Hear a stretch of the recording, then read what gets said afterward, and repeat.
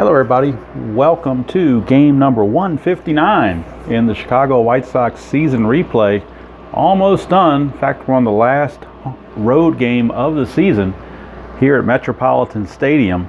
Probably recognize Metropolitan Stadium from a few days ago when Mark the Bird Fidrych made his 1976 start at Metropolitan Stadium. This is 77 and this is the White Sox.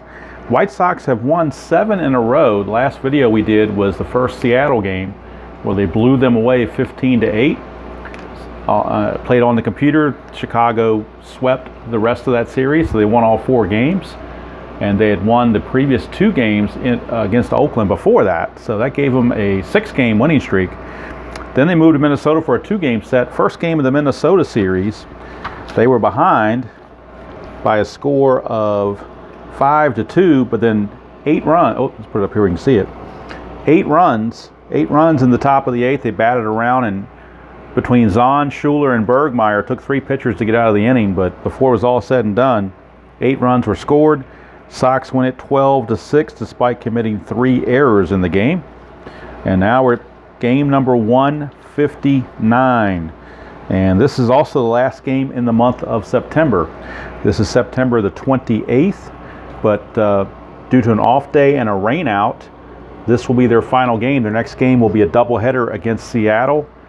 The final home 3 games of the season against Seattle. It'll be a doubleheader on October the 1st, and then followed by a regular game on October the 2nd. And that'll finish out the season. Now there is a possibility that I may be doing a Orioles-Red Sox game, depending on how the standings look. Basically, with the computer standings, there are, for the other teams, there are 2 games left. Actually, should be 3 games left because both teams have played 159 games. And Baltimore is 2 games up on Boston. I'm sorry, they're 3 games up on Boston with these 3 games left. Problem is, there's only 2 games left, theoretically, for Baltimore and Boston because one of their games got rained out and never got made up. So both teams played 161 games. So I'm thinking if Boston is able to beat Baltimore in those 2 games that are actually scheduled and drop it down to a 1-game deficit, I will probably add on the 162nd game just to give them a full season and then see if Boston can sweep Baltimore. I figure if they sweep Baltimore, maybe they deserve to get a play-in game or a playoff game a la 1978. So we'll see how that goes. Of course, if Baltimore beats Boston, then all bets are off. All right, for the Twins, starting pitcher will be Dave Goltz, and on the 77 season, he actually won 20 games. And he'll be facing recently acquired from the Cubs, Steve Rinko, 5-0 with a 3.54 ERA in his actual season. We'll go through the lineups as they come up because I'm recording this, so I want to make sure I have enough time to finish the video. I don't want to run out. Usually 46 minutes is what it caps me at. And if I ramble too much with lineups and stuff, it can go a little bit longer than it needs to. So we will get ready to go. I did the ballpark effects. It was neutral, which means here at Metropolitan Stadium, lefties get singles at a 1-9 clip, righties 1-14. Home runs are 1-9 for everybody. All right, standing up, looking through the phone down at the score page and the stadium. Looks like everything's in sight the way it should be. So I'm going to take a seat. And we'll get ready to roll. Game 159 here, final road game of the season against those Twins.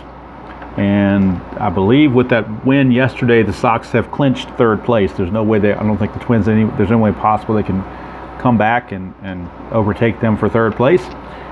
Texas has already clinched in the West. So if Baltimore wins their last game, they will clinch, and there will be a Baltimore versus Texas ALCS, which I do plan on playing out. Of course, there's no as-played lineup, so I'm going to kind of have to do it as I would see fit. All right, so here is Ralph Garr to lead things off against Dave Goltz. Get a 6.9. 6.9 against Goltz is a strikeout, so Ralph Garr out on strikes. And when the season's over, I will do a complete wrap-up of the stats that were accumulated, compare them to the real-life stats for the Sox, and like I said, I was pretty pleased with how the replay turned out as far as the stats go. Here's George Orta. There were some outliers, but you're going to have that. 6-10. 6-10 is a fly ball center field X. Center fielder is Larry Heisel for the Twins, and Heisel checks in as a 3 E10. 3 and a 7, he will get to that, but we'll check the E10 portion. E10 and a 6. Let's see if that's okay. An E10 and a 6 is okay. 3, 4, 14, and 18, and 16 were all troubles, but not the other way around. And a 3-7 is an F1, so that was a good play as well. So Heisel was able to get to it and secure it for out number 2. Here's Oscar Gamble, the right fielder. 6-10. 6-10 is another same exact roll. We're going right back to Larry Heisel again. Can he do it again? 3 and 14. We know he gets to it. And that's a 14. I think I said he's okay on that. Let's see, E10. Nope, I take that back. E10 and a 14 is a 2-base error for a center fielder. An E10 and a 14, that's a 2-base error. So even though, I'm sorry, it's a 13. That's not a 14. That's a 13. My bad. So he does make the play. E10, there's no 13. He does make the play. My bad. I misread the dice. You think with the numbers on them I'd be able to read them right, but it was a 13. So despite some difficulties, Heisel makes the play. And the Sox are retired here in the top of the first by Mr. Dave Goltz. All right, so Steve Rinko will be out to face Lyman Bostock, Roy Smalley, and Rod Carew. Start out the bottom of the first here at the Met. 6-8 for Rinko against a lefty. That's a single, solid single for Bostock. And now Rinko is a 0 and Essien's a 0, so there's no change. If he does get the jump, it would be off a 16, minus 2 would be a 14. But he has to have a 5 or a 6 to do it. And he cannot do it. So no jump. He will be held, but he does not get the jump. Here's Roy Smalley. Smalley, a 4-7. 4-7 is a strikeout. Rinko gets him. So 1 away, and that brings up Rod Carew. Nothing on the havoc. Here's Carew. 1-2 against a right-hander is a ballpark home run chance. Diamond shot, which is a 1-9 here at the Met. So if this is a 1-9, it's a 2-run homer. It's not. It's a fly out to left instead. Or actually to right. It says left, but I think the ballpark, when you view the ballpark, you make it a fly to right field for a left-handed batter. So that's going to bring up Larry Heisel, center fielder, who had those tough chances in the first inning.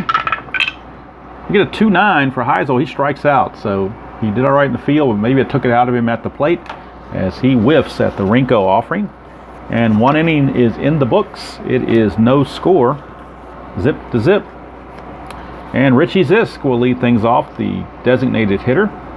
He's the DH while Gamble's in right. Neither one of them are very good fielders, so actually Gamble's a little bit better. Zisk is a 4E6, Gamble's a 4E4, so kind of makes sense to DH Mr. Zisk.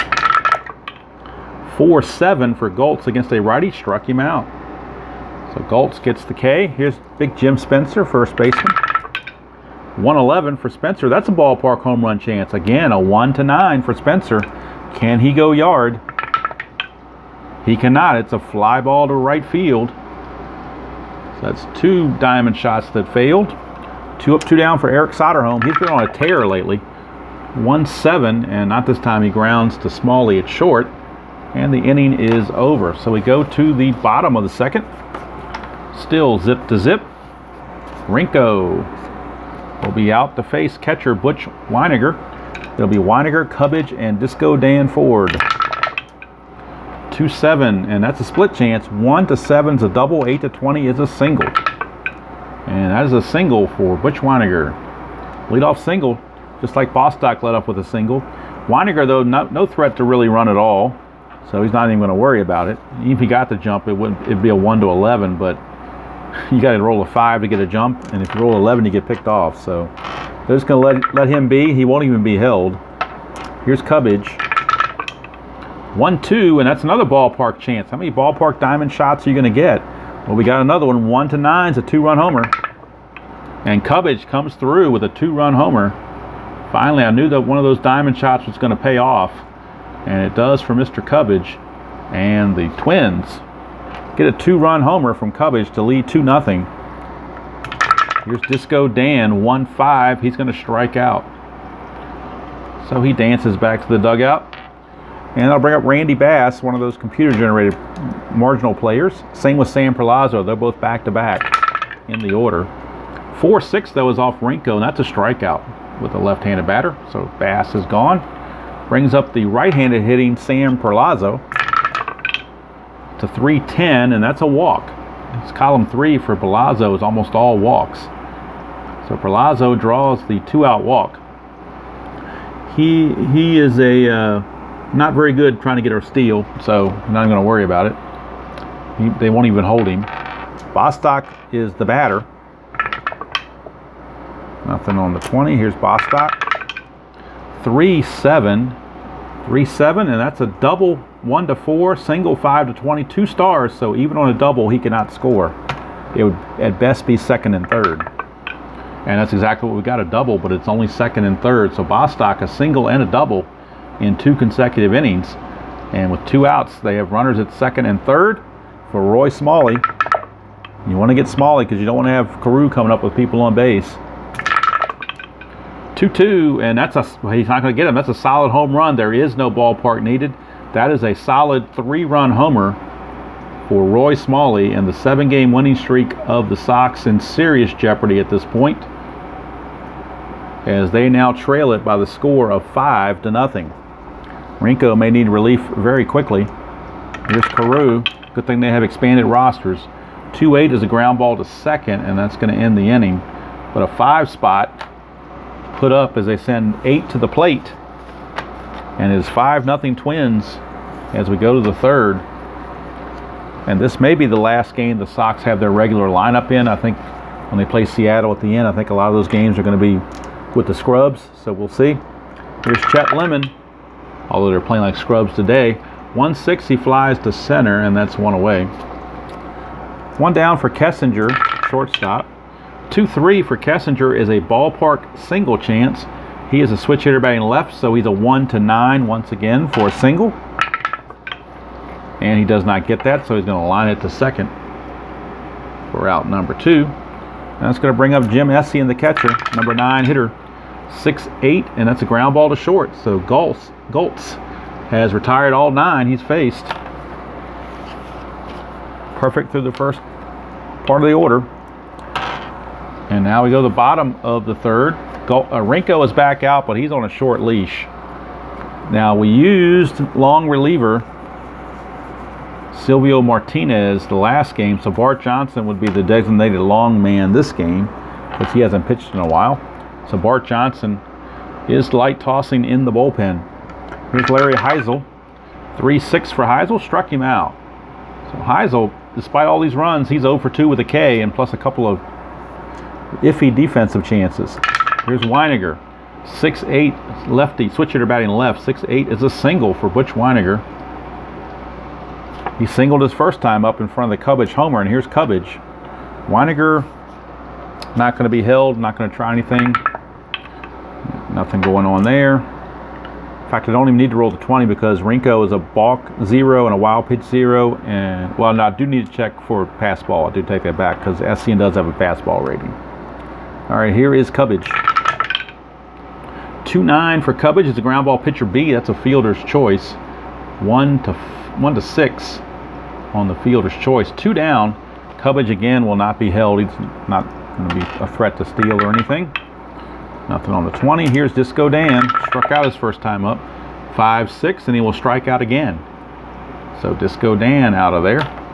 So Rinko trying to recover and give him some innings, because, well, they do have 2 days off after this, so everybody in the bullpen is pretty much available.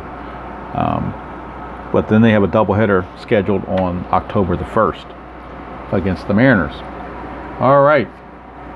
Dave Goltz back out. Has a 5-0 lead, facing Ralph Garr, top of the order. 5-7 against a lefty, and Ralph Garr gets the first hit of the game for the Sox. 1-9 is a triple. 10-20 will be a single. And that's a single for Ralph Garr. He will be held, but they're not going to try anything down 5-0. Here's Orta. Nothing going on there. 1-9 for Orta. And that's an extra base hit, possibly. 1 to 15 is a double. 16 to 20 is a single. 2 stars either way. And it's a double, so runners are now at second and third with nobody out. And don't look now, the Sox trying to get a rally going here the second time against Colts. Twins will play the infield back with a 5-0 lead. They need outs. Here is Oscar Gamble. No wild pitch or anything to worry about. Here's Gamble. 5-9. 5-9's a ground ball second base A. So I do believe that on a ground ball second base A, I'll look at my chart, but I'm pretty sure the runner will score because it's hit to the middle infielders and not to the corners. But we'll verify it. This is the chart I use. Ground ball, super advanced ground ball result chart. Infield back, second and third. A ground ball A is a 5. 5 says if hit to second or short, batter out, runners advance. So there you go. So not only does Gar score, but the runner on second, Orta, will go to third, which could be big. Because with only 1 out, he has a chance to score on a sac fly or a ground out, as Twins again are going to play the infield back with a 5-1 lead. Here's Richie Zisk. Nothing on the 20. 5-5, and that's a strikeout. So big strikeout there. Now they definitely don't have to worry about playing the infield in or anything. There's 2 outs. So here's Spencer. Nothing on the 20. Spencer 5-11. Ground ball first base X, that is Rod Carew. And Carew defensively is a 2E11. 2 and a 5, I think he'll be okay with that. Yep, it's a G3, so he's okay there. E11 and a 7. E11 and there's a 6 and an 8, but no 7, so he dodged an error right there for the ground out, and the Sox only get 1. Could have had more, but they only get 1. And we go to the bottom of the 4th, it's 5-1 favor of the Twinks. And it's going to bring up Randy Bass, bottom of the order again with these computer-generated players. But this is off Rinko. 4-7, struck him out. Not tired yet. You have to give up 6 runs to get tired. So 5, he's still okay. Here's Sam Palazzo. 2-9 for Palazzo, and that's a strikeout right there. Kind of faint to see on the card. I don't know if it shows up on the computer or not, but it was a 2-9. Or was a strikeout, I should say. 1-6 for Bostock. He strikes out. So how about that? Rinko comes back and strikes out the side. He struck out 4 in a row, actually, going back to last inning. So he just had that one bad hiccup of an inning, but when it was bad, it was bad. So Bart Johnson actually has sat down now. He may get up later to throw some, but right now he is going to settle in. Not going to wear himself out in the bullpen. Here's Eric Soderholm. Start the 5th. 4-7 against Goltz, and that's another strikeout. 1 down. Here's Chet Lemon. 6-3, and that's a ballpark single check. 1-14 for right-handers. And that's a 2. It's a base hit for Chet Lemon. He will be held, but they will not try to steal. Down 5-1, but they will hold him on. Nothing going on. Here's Don Kessinger. 6-7. He's a switch hitter, batting left. 6-7 is a 1 single. Anything else is a fielder's choice to Carew. That's what we got, a 3-6 fielder's choice. Kessinger, the new runner, and he will not even be held on. Here comes Essien. Nothing going on there. Essien 1-7. He will walk, and that'll put runners at first and second. Brings the tying run to the plate, Ralph Garr, and Ralph Garr has he had 10 home runs on the season, so he's got some pop. Get that column 3, he's got a chance, or he's got a diamond shot here in column 1. So we'll see. First and second, 2 outs, nobody's being held. Nothing on the 20, and here's Garr. 5-7 against Goltz, and that's extra bases possibly. 1-9 is a triple, 10-20 is a single. So a 1-9, and all of a sudden it's a 5-3 game. And of course we get the single. But it's a 2-star single, so we know 1 run will score from second base. That's Mr. Kessinger. Cuts the lead to 5-2. Essien stops at third. So runners on the corners with 2 outs. Garr will be held, but he's not going to try to steal. Down 5-2. With George Orta coming up, and Orta's capable of putting one out of the park. 6-5, and he might do it right here. In home run chance, 1-2. 3-20 is a double. So either way, you're looking at damage done. And that's a 1, so it's gone. A 3-run homer for George Orta. And all of a sudden, we got a tie game at 5. So the Sox have battled back from what looked like to be total apathy. Like they didn't want to be here, like they had their bags packed early, but they have come back to tie the game at 5. And now Goltz may need relief. The Twins bullpen starting to squirm down there. 4-6. Fly to center, and that will end the inning, but damage done. It is 5-5 as we go to the bottom of the 5th. I hope with all these runs that my recording time doesn't run out. All right, here is Roy Smalley. He homered his last time up. 2-6. He might not homer, might double. 1-4 is a double. Anything else, he flies to left. And he flies to left for out number 1, hauled in by Ralph Garr. 1 away, and here's Rod Carew. He's actually 0 for 2 in the game. He is hitting 4-0. I think he's hitting 405 on the replay. I have to double check it. I know it's over 400. It's either 404, 405, something like that. 4-3 against a lefty is a fly ball right field X. That is Gamble. He's a 4. 4-2. That's going to drop in for probably a double. 4-2 is a double. Let's make sure there's no error on the E4. And that's an 8. E4, there is no 8, but it will be a double for Rod Carew, as again the lack of defense for the Sox coming back to bite them. All right, here's Larry Heisel. He struck out twice. He's looking to get bat on ball on this one. Carew not being held at, he is being held at second. 5-8, 5-8, ground ball second base X, and with the runner being held, second baseman is with the right-handed batter up. Second baseman is the one responsible for holding. So George Orta was a 4. He now becomes a 5. He's a 5 E23. So 5 and a 3 is going to be a single 2 stars, and that will score Carew, and the Twins take the lead right back, and that's going to be it for Goltz, I do believe. Let's make sure there is no error. Has to avoid the 11, which he did. So no error on the play, but Heisel, RBI single, and the Twins reclaim the lead 6-5, and that's going to be it for Rinko.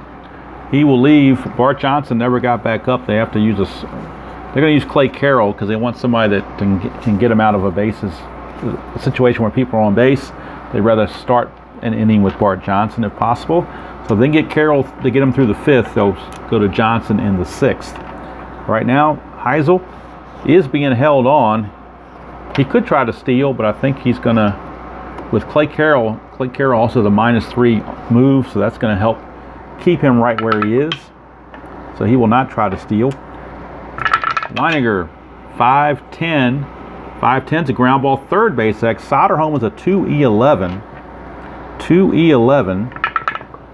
2 and a 12 for an infielder. A 2 and a 12 is a G1. So if there's no error, then they will turn the double play. But you got to hold your breath on the error. There's a 9, E11. There is no 9, so it is going to be a 5-4-3 around the horn. So boy, Clay Carroll comes in, faces one batter, and gets the job done. And I think he's going to stick around for the next inning because he's got a long relief rating. So they're going to let him pitch the 6th as well, I do believe. But speaking of 6, it is 6-5 in favor of the Twins as we go to the 6th. So lots of 6s going on here. And Goltz is going to come back out. Since they gave him the lead, they're going to let him keep going until he gives a run up. Here is Richie Zisk. Struck out twice. He's 0 for 2. 111, that's a ground ball to third. Handled by Cubbage, 1 away. And here's Big Jim Spencer. He's had a quiet day. 5-7. Quiet no more. 1-9's a triple. 10-20 is a single. That is a single for Jim Spencer. He will not be held. He doesn't run well at all. So he will not be held. No wild pitch. So here we go, Soderholm. 3-9 for Soderholm. Ground ball third base A. That is a 5-4-3 around the horn double play, and turnabout is fair play. Sox turned a similar double play the previous half inning, and Twins answering kind with a double play of their own. So we go to the bottom of the 6th. Still 6-5 Twins. Carroll still in there, facing Mike Cubbage. 3-9 for Cubbage, and that's danger. 1-6 is a triple. 7-20 is a double. That is a double for Mike Cubbage. He's homered and now he's doubled. So Cubbage, being a pain in the butt, he's an E-stealer. He will not be held. Make sure there's no wild pitches. There's not, or balks. Here's 4. Disco Dan, 3-5. Struck him out. Disco Dan's 0 for 3 with 3 Ks. He's got the hat trick going. Now here's Randy Bass. Carroll might catch a break with this bottom portion of the order. Bass, 1-7. That's a ground ball, first base B. Nobody's being held. Well, he's being held on, but the first baseman has nothing to do with it, so it's just going to be a simple ground out. But Cubbage will go to third with 2 outs. So he's at third with 2 outs for Sam Perlazzo, second baseman. Nothing on the 20. 3-9 for Perlazzo, another one of his patented walks. That's going to put runners on the corners. He will not be held. And here's Lyman Bostock. Nothing on the D20. Bostock, 5-6. That's a single, 2 stars. So that will produce a run. And the Twins now increase the lead 7-5 as Clay Carroll run into issues. Here's Roy Smalley. He does really well against righties, not so good against lefties. So nothing there. Let's check Smalley. 1-5. That's a strikeout to end the inning, and that's going to do it for Carroll. He is going to end up going. Let's see. He's going to end up going an inning and 2/3. And it's another run allowed, so it's 7-5. And Goltz ended up going 4 2/3. I'm sorry, Rinko, 4 2/3. So Bart Johnson will be coming in to pitch the 7th for the Twins. For the White Sox, I do believe. Since Carroll is gone, Bart Johnson will be back up to do that. Goltz will keep going. He's got a 7-5 lead. Start the 7th, and here's Chet Lemon. 2-5 for Lemon. That's a single. There's Omega there, but that doesn't come into play unless there's 2 outs with runners in scoring position. So Lemon singles. He will be held, but he will not try to steal. Down by 2. Can't afford to get runners thrown out. Here's Kessinger. 4-9. Switch hitter batting left. 4-9 is a ground ball shortstop X. That's Roy Smalley. And Smalley is a 3 E36. Check the 3. 3 and 11, I think it's going to be a fielder's choice. Yep, G2 on the 3 or 311, but the E36 is problematic. E36 and a 14. E36 and a 14. Look at that. E36 and a 14. E36, a 13, 15, 16, and 17 are all errors, but a 14 is not. So that's going to be a fielder's choice, 6-4. So instead of an error, it's a fielder's choice. Kessinger, the new runner, he will not try to go anywhere. They'll go ahead and hold him, but they're not going to try anything. Here's Essien. Nothing going on there. Essien, a 4-7, struck him out. So that's 2 down. And it's up to Ralph Garr to keep things going. Nothing on the 20. Could still tie the game with 1 swing of the bat. He can go deep. 5-12, that's not going to happen. It's a ground ball second base X. That's Perlazzo. And Sam Perlazzo is not good. He's a 4 E41. 4 and a 5 is going to be a base hit. 4 and a 5 is a SI1. So it's only 1 star for an advance. But then we check the error on an 8, and he is an E41. E41 and an 8. There is no 8. Miraculously enough. But it's going to be a single. Ralph Garr will single, and Kessinger will go to second. So now 2 are on, 2 out. Here in the top of the 7th for George Orta. And Goltz on his last leg, as they do have lefty, let's see, Jeff Holley loosening in the bullpen, along with right-hander Tom Johnson. So they're both getting loose out there. Let's see what Orta can do. 2-3. He flies to right, and that's going to end the inning. So Goltz goes 7. That's going to do it for Goltz. He's going to go 7, and they'll turn it over to Tom Johnson for the 8th and 9th, probably, as he is their closer. 15 saves. So 15 saves to me says he was primarily their closer.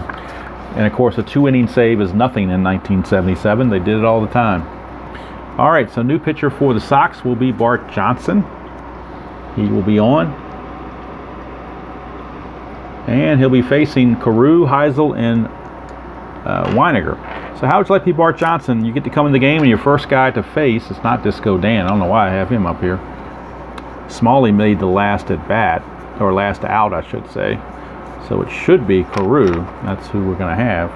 Don't know how they got out of order, but it's a good thing I keep score. All right, so Rod Carew is going to lead things off against Bart Johnson, 5-11, and that's a solid single for Carew. And he may be looking to steal. Bart Johnson is a +3, so if he gets the jump, it would be an 18. It would be a 16 total if he gets the jump, and he needs a jump 2 through 6 or a 9. And it's a 9. He gets the jump, but it's a 2. The D20 had a 2 on it, so I'm thinking if there's a 2, that there's, I don't know if it's just a 1 or whether it's a 2, and that's where on the stolen bases, and I don't want to waste a lot of time because I'm trying to conserve video time, but I don't want to play it wrong either. Let's see. This just, let's see, if the two-sided roll is a 2, it's a possible balk. Refer the pitcher's balk rating. So since it was a 2, it's a possible balk. Bart Johnson, though, has a 0 balk rating, so there is no balk. So I don't know if that means you got to re-roll to get the, I think you got to re-roll to get the jump. So we'll try it again. 5, he gets the jump anyway. So he's a 15, loses 2 for being held, makes him a 13, but he's +3, makes him a 16. So 1 to 16, he steals it. 17, they caught him. How about that? They caught Rod Carew. All right. How do you like that? D20 can do that to you sometimes. Here's Larry Heisel.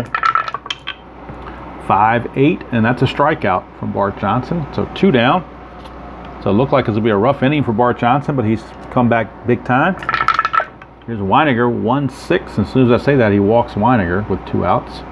Weiniger will not be held. And here's the dangerous Mike Cubbage. He is homered and doubled. There's a 1, possible wild pitch. His wild pitch rating is a 6.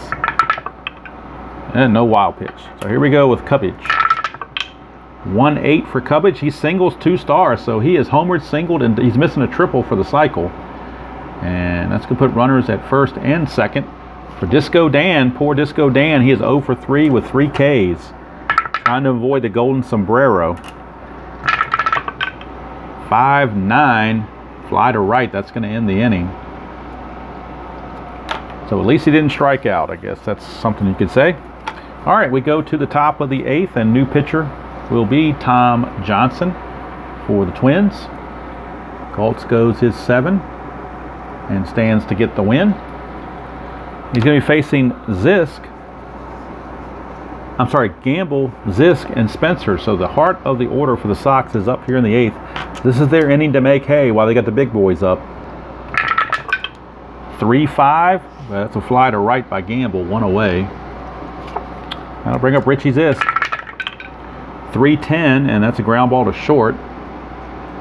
So it looks like that rally in the 5th kind of shot their load, and they haven't really come back after that. 6-10 against the lefty. That is a ground ball shortstop X. That's Roy Smalley. He's a 3 E36. 3-19, he'll get to that. E36 and an 8 should be okay. E36. There is no 8. It's a good play. And the inning's over. So we go to the bottom of the 8th. The score still 7-5. And bottom of the order for the Twins, Randy Bass, Palazzo, and Bostock. So Johnson's going to hang in there. They do have bullpen activity for the Sox just in case. We do have Dave Hamilton in case Johnson struggles and they want to keep the game close.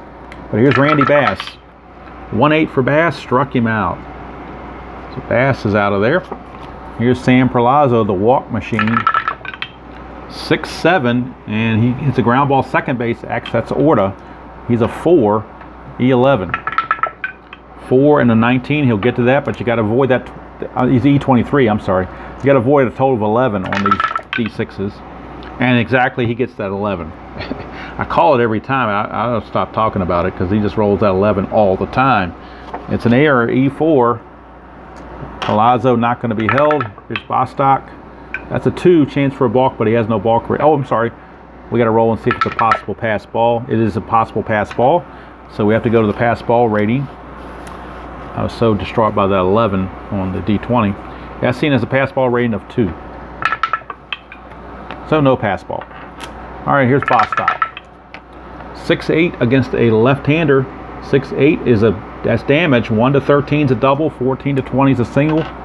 2 stars on each. It's a 17. It's a single, 2 stars, and that will put runners at the corners with 1 out. Bostock could think about stealing, but with people on base and you got Smalley and Carew coming up, why would you do something like that? Let's see. Smalley, they're going to make the move. They're going to go ahead and bring in Dave Hamilton. Try to get out of the inning. Try to keep the score right where it is. So Dave Hamilton, even though Smalley's a switch hitter, he doesn't do quite as well against lefties. So we shall see. Hamilton, nothing on the 20. Runner on first, Bostock will be held. Smalley turns around, bats right-handed. 3-7 against a lefty. Fly ball center field B, question mark. So a chance for a potential sacrifice fly. Perlazo, as a runner, runs at a 13. The arm of the center fielder, Lemon, is a 0. So 1 to 13 on this fly ball center field B. Let me see. I don't think you add anything on that. I think it's just a 1 to 13, if I'm not mistaken, in Super Advanced. I think if you go to third, you add 2, but I'm not sure if you do that for the going home. Let's double check it. Been playing a lot of inside pitch, so some of these rules sometimes can be a little. Let's see here. Attempt to score. No, you do add 2. Okay, take it back. You do add 2. All right. So Perlazo again was a 13, makes him a 15. So 1 to 15 he will score, but a 16 to 20 he's out. There's not a hold faction on this. That's an 11. He's going to score, so it doesn't matter. Sacrifice fly, unearned run, but a sacrifice fly by Roy Smalley. 2 down and runner at first for Rod Carew. Nothing on the 20. Carew, lefty on lefty, 1-8, and that's a single. And since there's no runner in scoring position, that Omega does not come into play. Had it not been a sacrifice fly, that would have been an out right here, but that single is going to be good, and it's going to put runners on the corners again for Larry Heisel. So Hamilton trying to get out of this mess. Got to face Heisel. 4-10 against a right-hander. Fly ball center field X, that's Chet Lemon. He's a 3E13. And a 3 and a 2, Lemon's not going to get to it. That's not what they needed. A 3 and a 2 is a double 2 stars. So that will score the run, but it won't score Carew unless there's an error made. E13, well, that might be E13 and a 17. Could be an error on top of it. E13, yep, a 17 is a 2-base error. So that will be a Little League version of an inside the park home run, basically. It's a double for Heisel, but then he scores on the E8. And that will score the other 3 runs, or other 2 runs. There's now been 4 runs this inning, so they have blown it open 11-5. After the Sox had tied it at 5, they have blown it open 11-5. Hamilton's probably tired, but I'm not even worried about it because I'm tired. Didn't even need to roll the 20 because the bases are empty. 5-5, right-hander. That's a 1 home run chance. 2 to 20 is a double. That is a double for Butch Weiniger. So Hamilton's going to take one for the team here. He's going to face Cubbage. Cubbage lefty on lefty. 2-4. And that's a ground ball back to Hamilton to finally end the inning. But 4 runs come across. And the Twins have blown this thing open 11-5.